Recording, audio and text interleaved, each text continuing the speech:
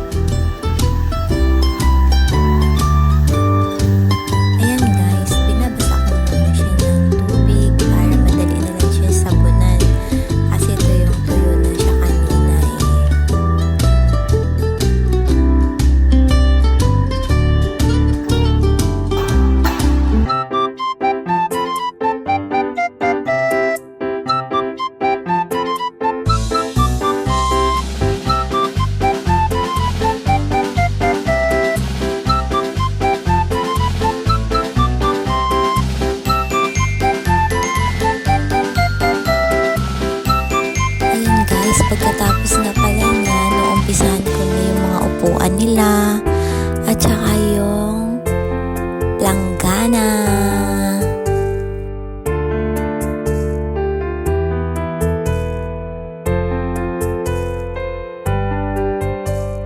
Ayan, papakita ko pala sa inyo. Tapos ko na siyang nasabunan lahat, nakuskus. Ang bilis ko guys, no?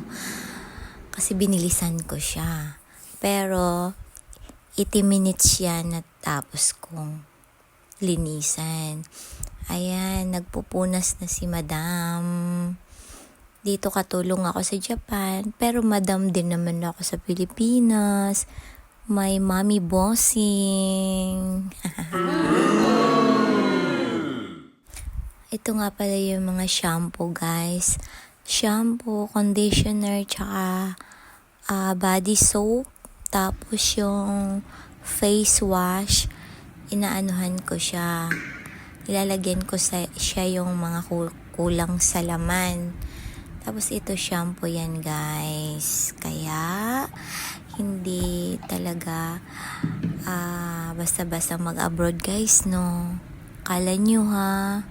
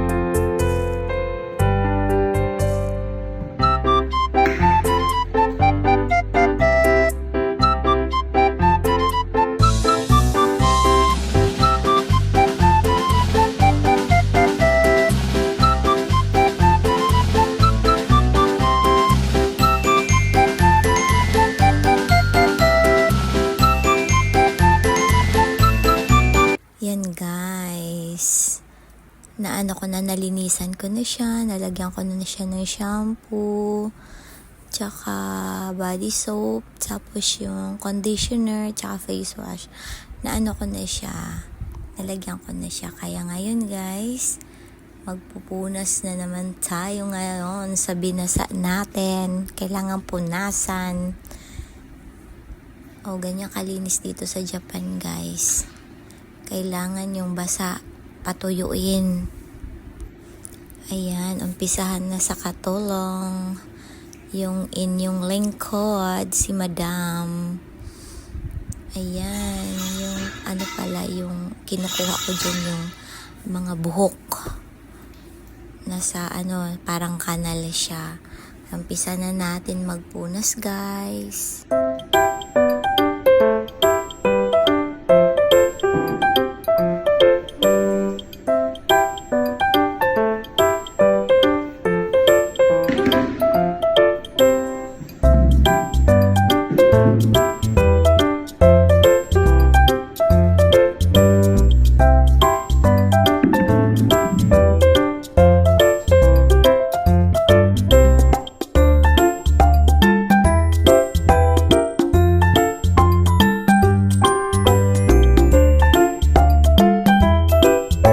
Ayan, natapos ko nang punasan yung mga basa.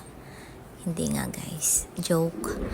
Natapos ko na pala siyang punasan, guys, kaya inarrange ko na siya. Yan, malinis na. Mamaya lalagyan na yan ng hot water.